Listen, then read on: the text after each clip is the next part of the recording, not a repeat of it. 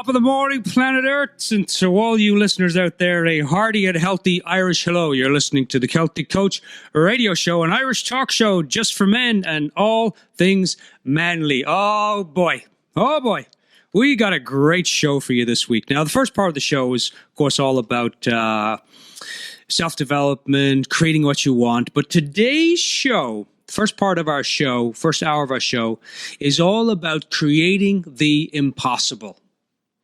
Now, it sounds impossible when I say it. And maybe it doesn't. Maybe it's just a little hint of it's not possible for me, Dermot, to create what I want.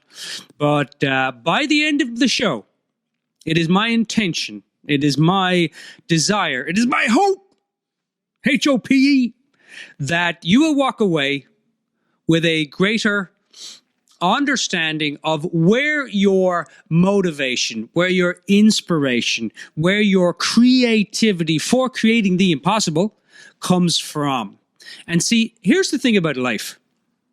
When you understand where life comes from, how our experience is created, how our life, how our experiences of life are created, then you create a little gap.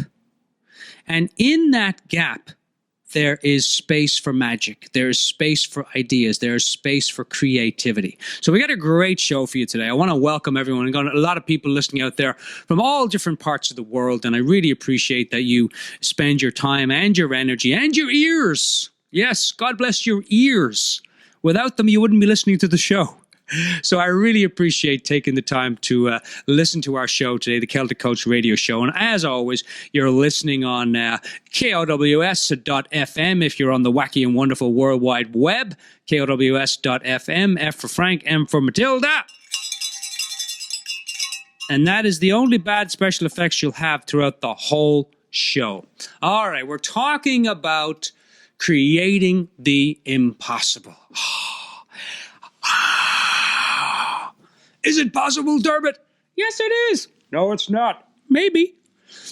I was thinking about the topic for our show and working on the content over the week, and I had to laugh because in the early days, I used to do a lot of listening to motivational speakers.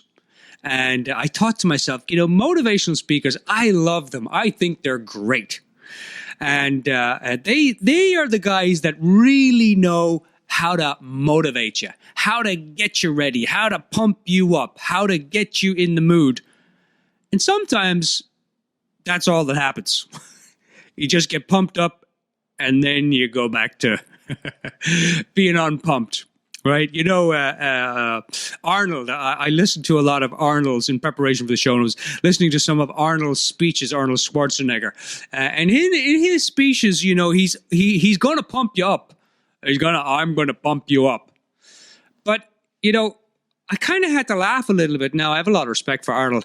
But when you look at Arnold and you look at how pumped up and big he is, he can hardly walk.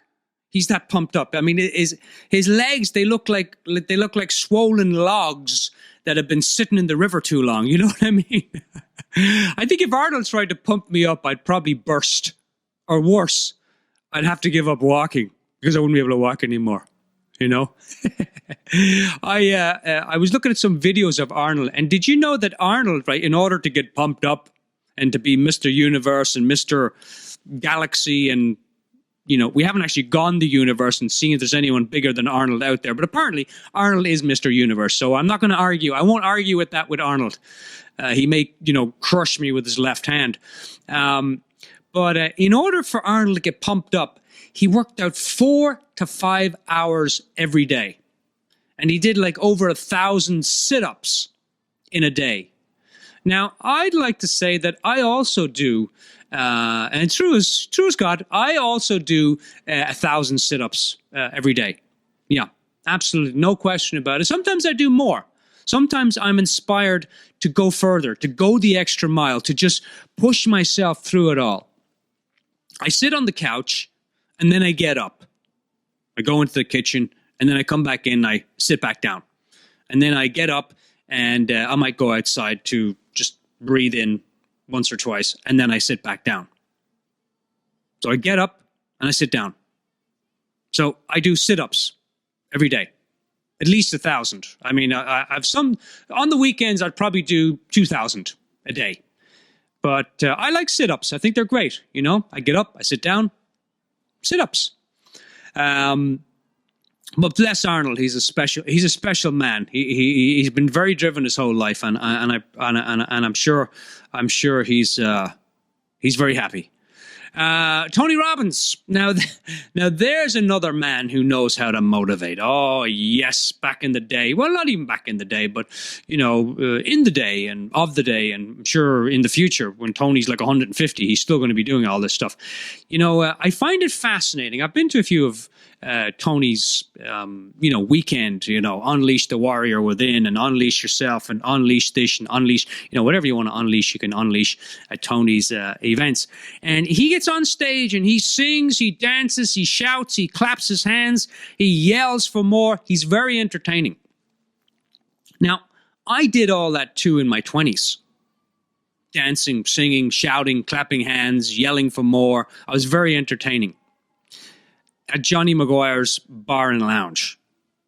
But it's really interesting. It never motivated anyone. Actually, I hate to say this, but I think it scared them more than motivated them. It may have motivated them to leave, but it certainly didn't inspire them to stay. I have to say that now.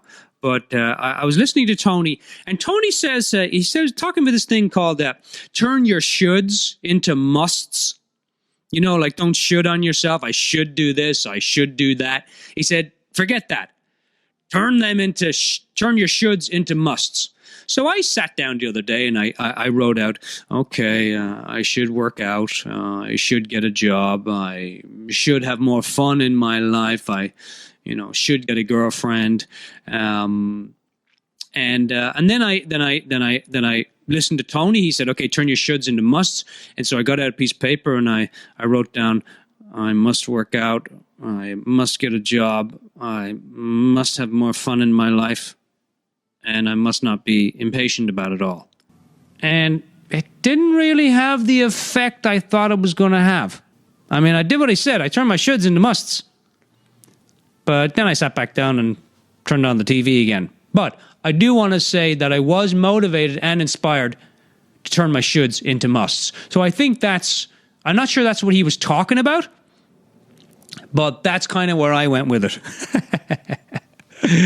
I'm thinking that I just need to watch even more motivational videos. Like I may not be motivated enough. I just need to watch more motivational videos.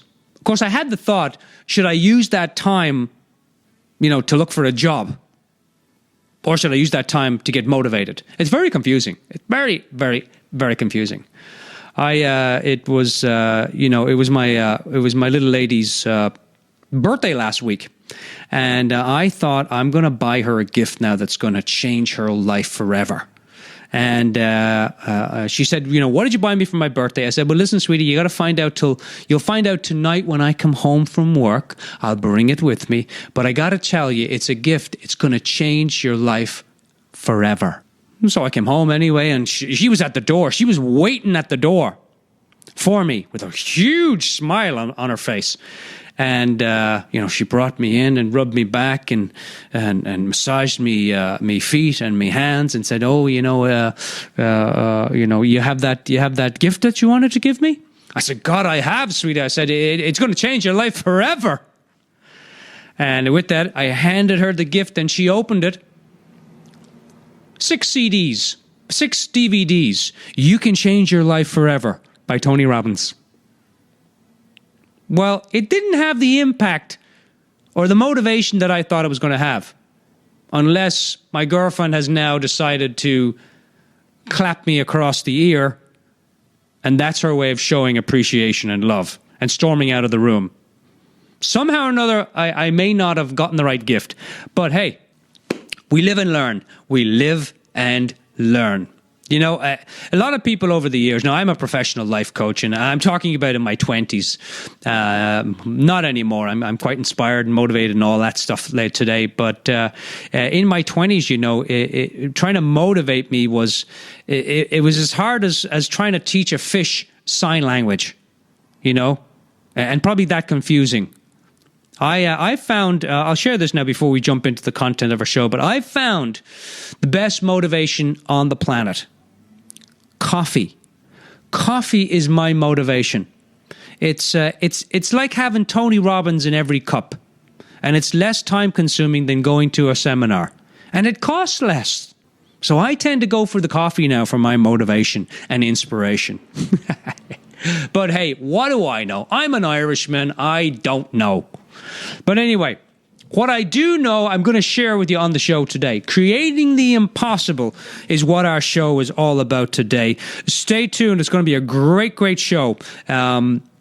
Let's play a little bit of the happy Irish music first, and then we'll be right back and jump into our content. So welcome, everyone. You're listening to the Celtic Coach radio show, an Irish talk show for men and all things manly on KOWS.FM. We are here live, as opposed to not really live. We're here live, awake, ready for action every Friday, 1 to 3 on KOWS.FM. Welcome to the show, everyone. And if you're listening out there in YouTube land, thanks very much for listening to my show. It's much appreciated.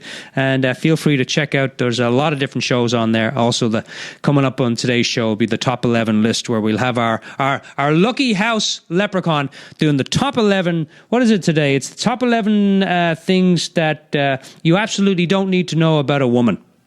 So stay tuned to that. All right, boy, we've got a great show for you today. Today is all about creating the impossible.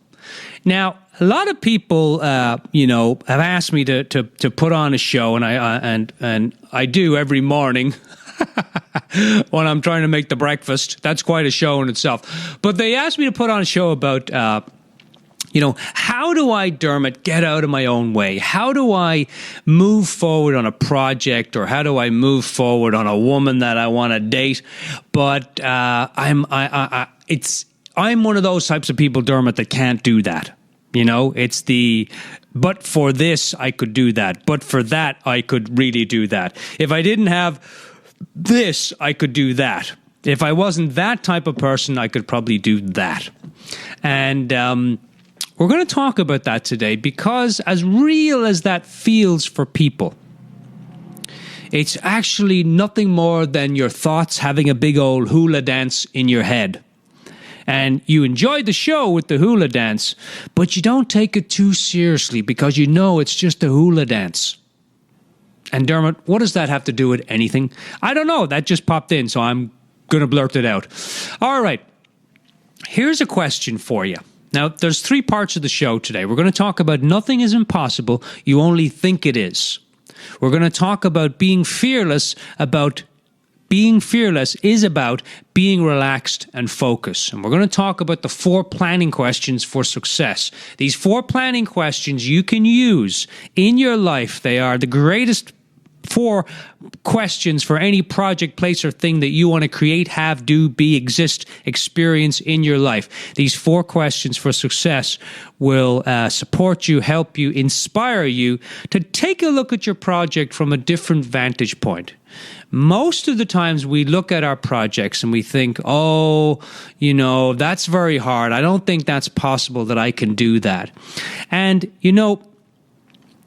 it has really nothing to do. Do you ever show up for something and you were just pumped, and the last thing on your brain was, I don't know if I can do this? You were pumped. It was your mindset. It was your attitude. It was the shape of your attitude and yourself before you did it. Now, have you ever tried cold calling, or have you ever tried to, pick up a woman when your self-confidence was, lower than the Colorado River, which is quite low right now?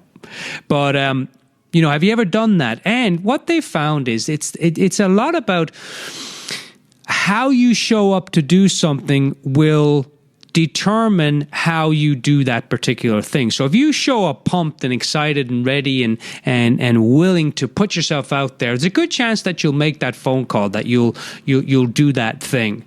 But if you're in a state of mind, and isn't it interesting, ladies and gentlemen, that when we're in a state of mind of, we're not feeling too well, but there's stuff that we should do, right? There's things that we must do, and we do them, and they just kind of fall apart, or they don't go well, or it takes a lot of energy just to get moving on them. If you can, in that moment, take a little step back from whatever project, whatever thing you're doing, and just take a step back and allow the natural flow, the innate intelligence, the wisdom-filled brain circulation in your brain of all those cells swimming around in there, and just allow those to kind of come together and to give you some ideas as opposed to pushing and forcing. It's kind of like the old, what you resist, you persist. So here's the question. I always have 2 to 3 questions in the show. I'm a life coach. I'm a trainer of life coaches. And I also do a lot of workshops and different things. I got one coming up here called the Ultimate Life Course that I'm going to be offering. And I'll tell you more about that when it's completed. But one of the questions that I have on there, and I ask coaches this, and I also ask my clients, because I have clients. I was working with a client a few weeks ago, and the client was constantly bumping up against things at his job that he didn't like, and things that just weren't working out for him, and things that he was pushing against and they were pushing back, and he was wondering why. And I asked them this question, and so I'm going to ask you, gentlemen, today, are you controlling the flow of your life, or are you going with it? Now, take a moment, put your feet flat on the floor. I've shared this a few times. Put your feet flat on the floor and think about that for a moment. Most of us are pushing against life, and life pushes back in some weird way, right? Or shape or form. It pushes back because what we resist, what we push against, usually pushes back. Just think about, you ever had a mishap or a miscommunication with your little lady or your husband, your wife, and you push a little bit, and they push back, don't they? Unless they're, spiritually inclined, or they have some awareness in that moment not to do that, but to walk away, Now, if you're controlling the flow of your life, now, part of life is up to you, and part of life is not up to you. Part of life is about, okay, these are the things that I need to get done, that I must do. And you get them done. But there's also a part of life that gets done for you, right? It's an intelligence. It's you can call it spirit, flow, source, God, Yahweh, Fred, Big Cheese, Head Honcho. Come on, what are some, the spirit in the sky, the guy on the white cloud? All right, you get the idea. Wherever that is. Cosmic consciousness. I'll ring a bell for that one. All right. I call it Bob. My mother never liked that. She says, you can't call God Bob. I said, why not, Mom? Because he doesn't like it. I said, really? I said, he hasn't told me anything about it. Now, if you're controlling the flow of your life, all of it, there's things you got to get done. I know that. But when we think that our whole job in life is to control everything that happens, then we usually get stressed out, freaked out, worried, anxiety-ridden. It's the old acronym of FINE, right? Frustrated, insecure, neurotic, exhausted, right? I'm fine. You can laugh now the next time you say, hey, how are you doing, honey? I'm fine. Uh-oh. Look out. Call the Avengers. I think we got some trouble here in the kitchen. If you're controlling the flow. Now, how do you know well, Dermot, how do I know I'm controlling? Very simple. If you're stressed out, if you got some anxiety, if you're clenching your jaw or your lips or your cheeks, That was a terrible cheek-sounding, clenching sound. But however, we do what we can. If you're feeling any type of stress and anxiety in your life, there's a good chance that you are controlling the flow. Here's a question, it's a kind of a second question to that. When are you not trying to control your life circumstances? Like, really take a moment, listeners, and ask yourself that question. It's a powerful question. I ask clients all the time because they say, oh, my whole life is out of control. And the reason that their whole life is out of control is because they're trying to control everything. You ever notice that? You stick your hand in the cookie jar to grab the cookie to pull it out of the jar, but you can't. You've got to allow the cookie jar to tilt over. You got to tilt the cookie jar over and allow it to just fall out. Our life is a lot like that, but when we try to control every part of our life, and by the way, red alert, everyone, there is no such thing as controlling your life. If life is made up of thought, word, and action, or if life is made up of big cosmic mind, consciousness, and thought, which I believe it to be true, then you can't control any of that. But we think we can, right? We seriously think that we can control our lives. It's like you've heard of the whole thing, tell God your plans and you can make him laugh. And by the way, I've told God many times my plans, and I'm sure I must be like a comedy guy to God. And by the way, speaking of comedy, now if you're listening to this on YouTube, it won't be part of. I'll give you a link at the bottom of the video, and you can listen to. I got 3 comedians coming in for the second part of our show today. So in the second hour of the show, I got 3 comedians coming in from Sebastopol. They're going to be talking about the comedy festival that's happening. I didn't know if you knew this. The comedy marathon competition happening this weekend. So we're going to tell you all about that. So please stay tuned. They're going to be coming in. What do we got here? They're going to be coming in about 45 minutes. So stay tuned. That's going to be really, really wonderful. They are some students of comedy from the legendary, the one and only Jim Richardson. We'll talk a lot more about that in the second half of our show. All right. I got a piece of content for you here. We're going to talk about it in terms of creating the impossible. Nothing is impossible. You only think it is. Now, I wrote that down this morning because I sit and I ponder, okay, so what's the show going to be about today? What's the content? And I wrote it, and it was very interesting what came up for me. Nothing is impossible, you only think it is. When we have ideas about what we want to create in the world, when we have a plan about what we want to create in the world, when we have expectations of results that we want to have from a project or from a person or from a place or from a thing, what's going on in the background is, well, let's take it a step even before that, right? What creates this impossible? What creates the impossible? Are we doing it, or is there something else doing it? One of the things that I talk about a lot in my coaching with clients is the nature of thought and how it creates our reality. Now, I'm not talking about the law of attraction or the seeker or any of that stuff. This is a different way of looking at that.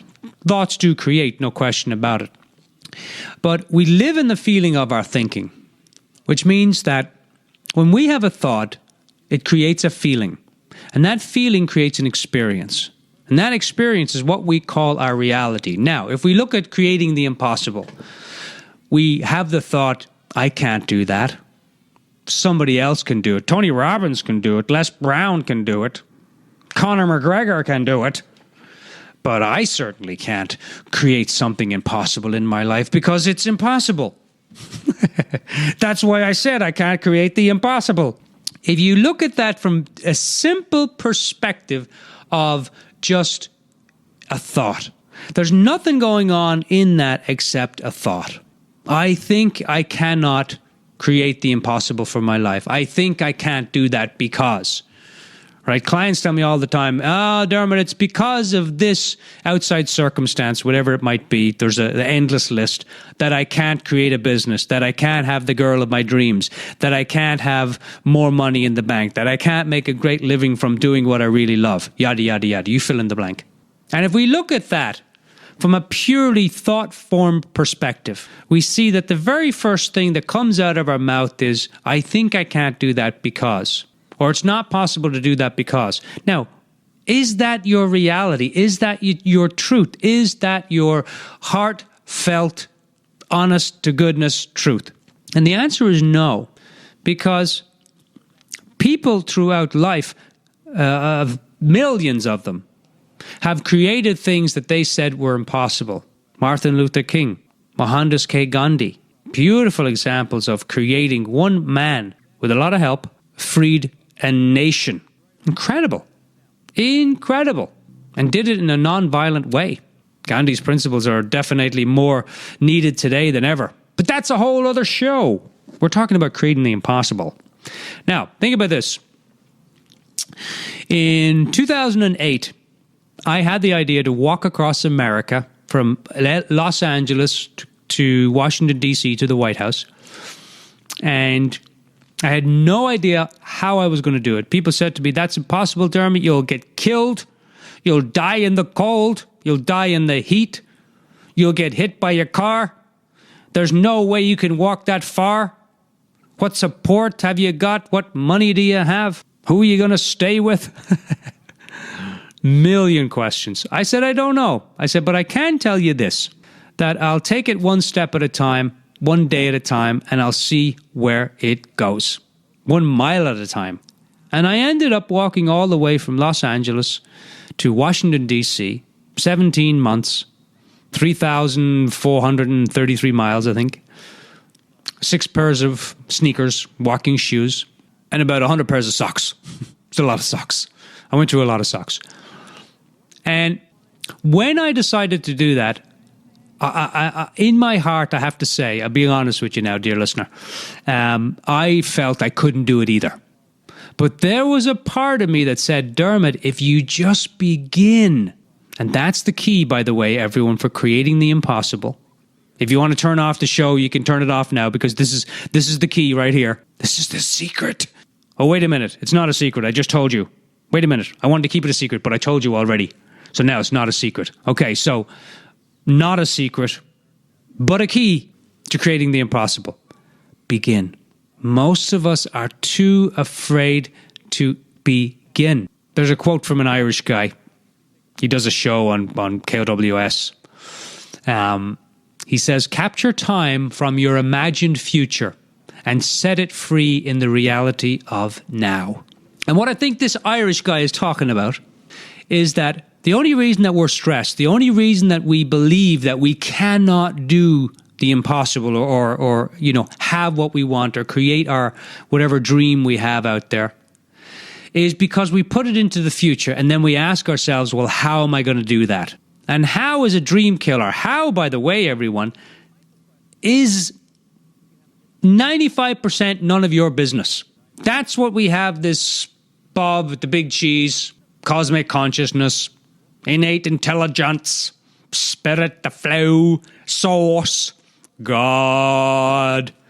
That's what we have her for. She's like the big cosmic manager. And she manages the planets so they don't bang into each other. She manages all the flowers so they grow up, they die, they grow up, they die. She manages all the trees and the animals and the plants and the air and the atmosphere so that it's breathable, likable, doable, experienceable, if there's such a word. And all we got to do is show up and try stuff. All we got to do is show up and begin. All we got to do is show up and see what we discover. But when we live in this imagined future of that can't happen, that won't happen, how am I going to do that?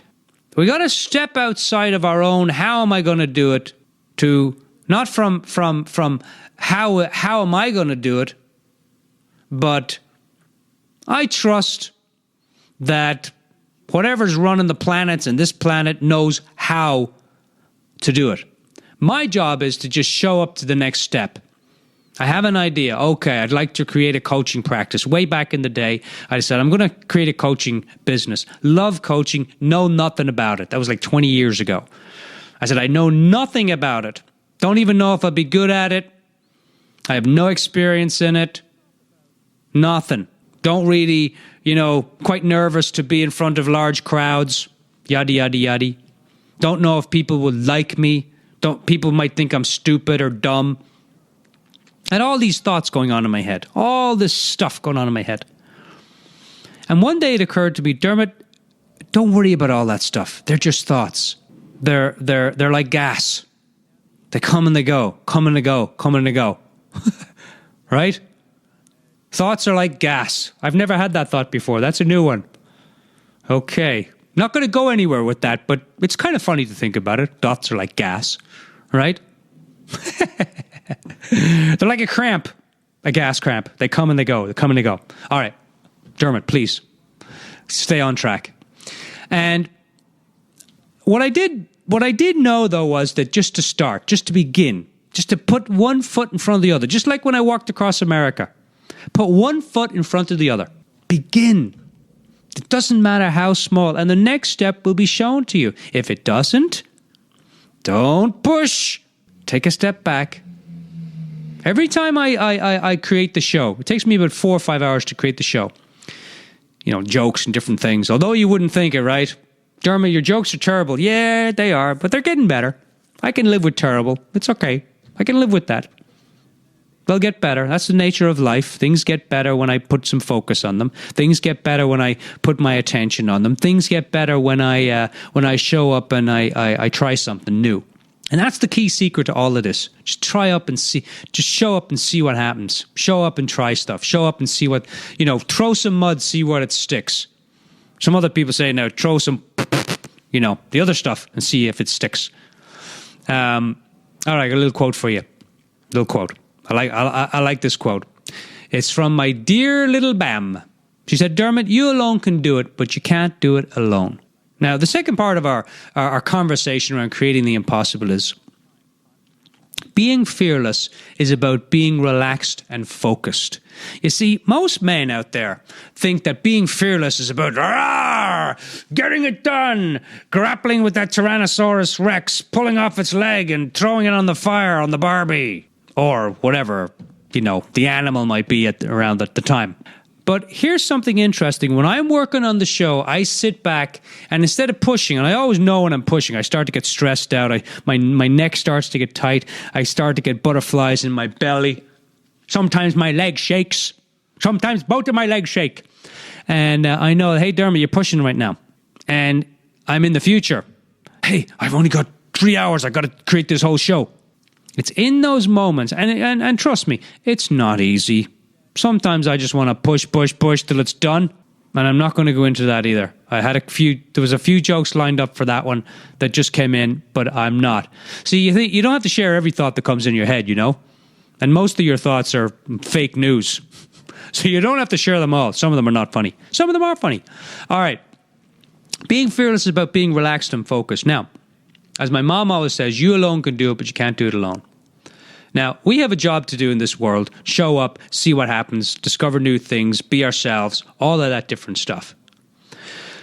But if we can show up and be relaxed, yet focused on whatever project we're doing, whatever thing we want to create, whatever experience we want to have, whatever person we want to be, whatever vision we have for our life, if we can show up in a relaxed way, then the universal intelligence, call it what you will, can show up in that space. But anytime you're pushing, anytime you're stressed out, anytime you're in anxiety, there is absolutely no space for anything new to show up.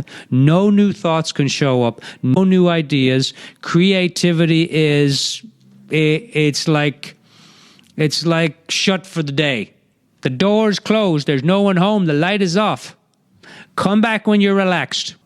So when men talk to me in coaching about being fearless and getting it done, I say, you can do all those things, but can you do it from a relaxed place? Because I can tell you in my own life, when I was going through that walk, through America. And a lot of it I was pushing, and I went through a lot of different things, challenges and different things. And most of the challenges were created not by life, radio air quotes, by the way, but were not created by life. They were created by me trying to force a solution, by me being caught up in the future of how is this going to work? How am I going to make money? How am I going to stay alive? How am I going to survive the desert? How am I going to get through Arkansas in the middle of winter? Where am I going to stay every night? Who's going to buy me food? Because we had very little money starting off. And the walk was to raise money for a school in India. But I had the idea to just begin. And that was enough. So this whole idea of playing full out in the game of life, you can do that, men, and all the ladies that are listening. You can do that. But can you do it from a relaxed place? You can be focused. You can be fearless. You can be on target. You can be on track. I don't know why they're all hunting metaphors. I think it's because we men use them. On track, yes. Yes, track it down. Yes, Dermot. Yeah, going in for the kill, Dermot. Yes, I got to hunt for a new job, Dermot. Yeah, I'm on track with my project, Dermot.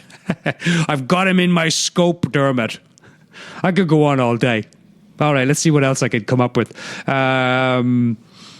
He's in my line of fire, Dermot.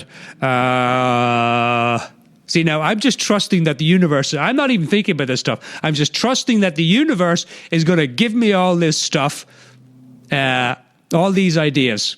That's why the content of the show, I don't have to prepare. I trust that it's going to come through. Why? Because I'm relaxed and I'm having fun. That's the second key, by the way, creating the impossible. If it's not fun, don't do it. Because if it's not fun, you won't do it. Have you ever noticed that? That you love to do the things that are fun, and you don't like to do the things that are not fun. And you know what I've noticed in all the years I've been doing this? You can't make yourself do something that you don't want to do. Even though clients come to me for coaching and they say to me, Dermot, there's certain things that I don't want to do, and I want you to motivate me to do them. And I say, you got the wrong guy, because I cannot motivate you to do the things that you don't want to do. Now, maybe Arnold or Tony can, but this Irish kid, no, natty, nick, nee, no, can't do it. But now what I can do is I can show you where the motivation really comes from. I can show you the atomic reactor for creating stuff behind all the pushing and the gotta do and the this and the that and the other. And people's eyes kind of light up, go, really? Yeah. You see, here's the thing, everyone. We can create the impossible. We can create what we want. But we've got to be willing to relax about it. We've got to be willing to allow about it. We've got to be willing to chill about it. Now, by the way, this is coming from a guy who in his 20s and 30s pushed all over the place. I'm a Scorpio, so I'm intense. You may be able to tell. But I'm soft and cuddly on the inside. I'm kind of like I'm like an egg. Hard on the outside, but soft and gooey and squishy on the inside. And sometimes I crack under pressure. But I was the type of guy that I was intense about everything. And used to listen to Tony Robbins 10 hours a day, Les Brown 10 hours a day. I was intense about working out. I was intense about making love. I was intense about buying stuff online. I was intense about just going out and, to the library. I was intense. I had intense conversations with people when we'd go out and for a relaxed evening, social, drink tea. I was intense. And I've created more in my life now than I've ever created in my life. Because of what I'm talking about today is of this idea of being relaxed, being focused, being driven. You can be driven, you can be fearless, you can be focused, you can be on target, you can be all of those things. But the key in all of it is to be relaxed. I just spent a year doing my website. I spent a whole year doing my website. I took 3 months. I created the whole website. And every day for hours, I created the whole thing, all the content, and then I hired a professional to put it together. And I was pushing the website, and after 6 months, it was not happening. It was all falling apart. And 9 months into it, I still not had created the website, and everything that I had created, that I had sat down and forced out pen and paper on, for most of it, didn't come true. And now, I'm sharing this stuff with you, but, I don't always get it either. Sometimes the light goes on, when the knock comes on the door. Hey, Dermot, you're pushing right now. Oh, I didn't know that. And so I took a year to create the website. And I actually, in 3 months, I sat back down. I relaxed about the website. And I had the whole thing done in about 2 months. Once I was able to sit down and just relax about it. And that's one of the keys. All right. Seamus, are you up for doing this top 11 or what are you doing? Oh, yeah, Darren, I am. Yeah, I'll be right over there now in just a second. Seamus, we've got 6 minutes on the show, so you got to get your butt over here so we can get going. I'll be right there. Hang on a second. I'm just finished meditating. You're what? You're... Oh, God. Seamus, you've taken up meditation? Yeah, I have. Yeah, Dermot. The missus says I'm very stressed out. I'm always in my head, so I've decided to... turn me head off by meditating. Now, Seamus, is there any chance that you can stop that? I've never seen a leprechaun fold his legs like that. That's like the lotus thing he's doing right now. Seamus, get over here and do the top 11 list. We've only got a few more minutes left on the show. Come on over here. Yeah, coming down now. Hang on a second. Let me sit down here alone. Hello, everyone. All right, welcome to the Celtic Coast Radio Show, an Irish talk show for men. And, of course, all things manly. I'm feeling very meditative today. I must tell you, I'm feeling very meditative. In the flow, feeling relaxed, feeling focused, feeling fearless. Seamus, get on with it, will ya? I'm just trying to share some meditative stuff with all the listeners out there, Dermot. All right, here we go. Top 11 list. Top 11 things you absolutely do not need to know about being a woman or women. Here we go. On average, number 11, a woman eats 2 to 3 kilos or 5 to 7 pounds of lipstick in her lifetime. Number 10, a woman will more easily trust somebody who hugs her for at least 15 seconds. I don't like to hug more than 2. Women usually tie the belt of a dressing gown higher than their belly button, while men tend to tie it lower. Yeah, that's very strange, all right. Number 8. According to researchers, an average woman spends about 120 hours a year looking at herself in the mirror, which is approximately 5 entire days a year. Wow, that's pretty incredible. Number 7, after making love, women don't feel like sleeping. They feel like talking and hugging and kissing, and men feel like... Well, everyone knows what men feel like doing. Number 6, a woman prefers that her man reads her desires in her eyes. This is why communication between the two genders often gets complicated. That is very true. My lady always says to me, "Hey, Seamus, would you read my desire in my eyes?" And I say, "Are you thinking about dinner?" She said, "No, I'm not thinking about dinner, Seamus." Number 5.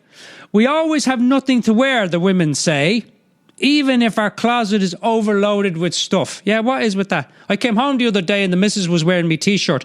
I said, "Why are you wearing me t-shirt?" She said, "I've got nothing to wear." Now, I was very confused by that because there's 4 lines of clothes in our house and apparently there's nothing to wear. But anyway, there you go. Sometimes we fake a pleasure because our man fakes the foreplay. That's terrible. That's terrible. Men really do that? I can't believe it. Being a lover of women myself. All right. Number 3. When we say to a guy, "Well, nothing," we mean an entirely different thing. Oh yeah, that's right. Like, men, if she says to you, oh, you want to go out tonight, do you? Oh yeah, oh no, go ahead now, you just go ahead. You want to go out? Yeah, go ahead there now. Don't do it, men. Don't do it. She means the opposite. You know what I mean? Like, all right. Number 2, when we go on a 3-day trip, we usually pack over 7 outfits just in case we will hesitate about what to wear. Yeah, for men, we t-shirt and a pair of shorts. And maybe 2 pairs of underwear for if we're going for at least 2 weeks. We need to have 2 pairs. All right, top 11 things. All right, the number 1 thing you absolutely do not need to know about a woman is this. Though unlikely to be enforced these days in Saudi Arabia, there's the law that says a woman may divorce her husband if he doesn't bring her a cup of coffee. Well, now, I'll tell you something, everyone. That's not a bad law now, because if the missus didn't bring me a cup of coffee in the morning, there'd be holy war. No, there wouldn't. I love you, darling. Wouldn't say that. All right. Anyway, you've been listening to the Celtic Coach Radio Show, an Irish talk show just for men and all things manly. And that was the top 11 things you absolutely do not need to know about a woman. I'm Seamus O'Brien. Cheers. We'll see you all next week. Thanks very much, Seamus. That was pretty good, Seamus. That was pretty good now, I have to say. All right, I want to leave you with one more thing. Think about this. We talked about, we're going to finish up the show with the 4 planning questions. Now, the 4 planning questions for success, everyone. You take a project and you look at it on paper, not in your head. Because when you're creating the impossible, one of the things that we do is that we look at the how and we look at the future of the how, and then we don't do it. Or we begin and then we stop. So here's 4 questions now, just to round off our show today, of how you can ask yourself, or what you can ask yourselves to start to implement a project, a dream in your life. So here we go. So the first planning question is, what do you want? Like you say, I want to create a website. Okay. Get very clear about what it is you want. I want to create a website. And then the second question that you're going to ask yourself is, why is that important? Why would it be important for you to create a website in your life? The third question you want to ask yourself is, what would that look like if you were to create that? What would that look like if that was already done? What would you have in place to create that? The fourth question is, how might you begin? How might you begin to create that? So the 4 questions again. What do you want? Get very clear about what you want. The second question is a value question, is why do you want it? Why do you want that in your life? What will that bring to your life? What positive impact will that have in your life?